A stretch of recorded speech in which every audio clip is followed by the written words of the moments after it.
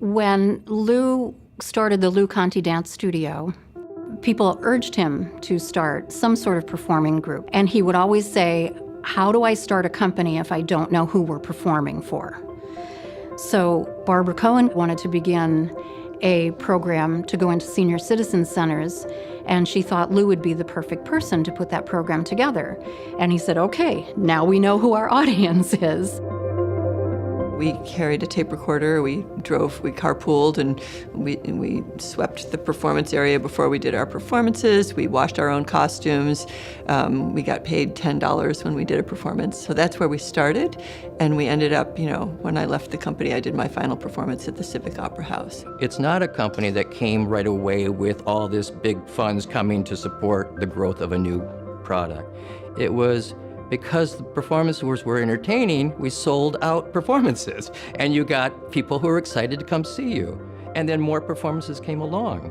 We were a part of living out the dream. Within a couple of years, we were performing everywhere. We were touring all over the US. It was just a time of enormous growth. Everything that we did, the next thing was bigger, was more challenging, was more exciting. The company grew. Hubbard Street was fortunate to be in the right place at the right time, and Chicago was looking, I think, for a flagship company to carry its name around the country and then internationally as well. We believed in him, we liked what he was presenting on stage, and so our job as the board was bringing people to Hubbard Street and increasing the awareness of Hubbard Street. And once they saw some of that choreography, they were hooked. The thing about Lou is that he has impeccable taste. He chooses wonderful dancers, great repertoire, and boy, does he know how to put a program together. I was very proud in those early days with, there was a lot of competition with theaters and other things that were going on and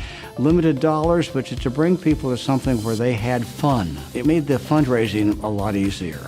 It was also very important to him that dancers could make a living in dance in Chicago. Every time there was a growth of support for the company, he made sure the dancers were taken care of. It created a love. It created a family. I think that in the 80s, when the AIDS crisis went beyond New York and LA, and we began seeing our own colleagues suffering, I think it forced the community to be more open-armed and inclusive.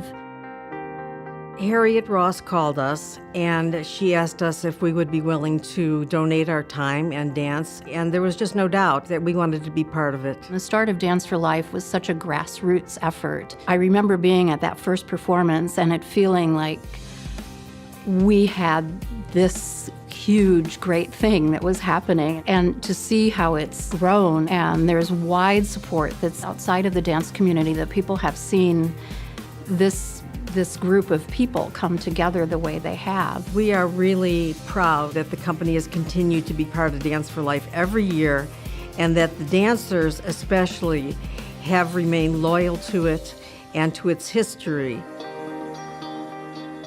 Lou felt that the company was ready for a new artistic director to come in, and to watch him hand the reins over and walk away was amazing.